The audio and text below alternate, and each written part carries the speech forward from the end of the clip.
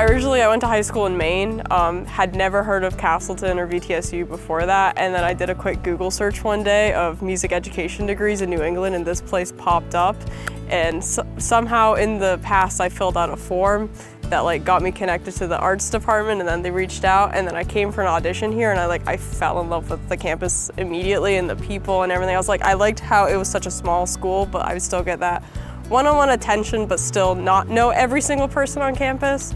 The music department is especially in the music ed track, is very demanding, and it's a lot of courses and a lot of performances and practicing and everything else in between. And we really, because we're such a small department, we've kind of made a family.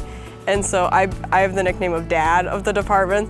It all kind of stems back to when I was younger. I had played the flute, but I moved around a lot as a kid, so I had a lot of different band teachers, and some of them were great, some were not. And so I really liked the idea of the good ones, and I was I want to make an impact, and I just loved playing the flute. And then next thing you know, one day I'm I should go to music school. That's what I want to do. It was very random.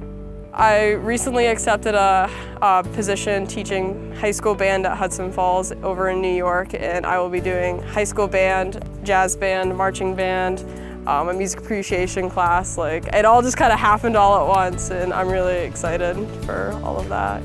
VTSU Castleton as a whole has really helped me just become a good person, I feel, and it's taught me a lot of things I need to know about going into the real world, networking, especially with the music department. We host a lot of events and we go to a lot of events where I've met a lot of local music educators, which has helped me prepare and network, because in my interviews I was recognized from one of the events we had at Castleton. And so people don't realize all the little small things you do here. People do notice and they will recognize you for, and I'm really grateful that I picked a small school that allowed me to do that.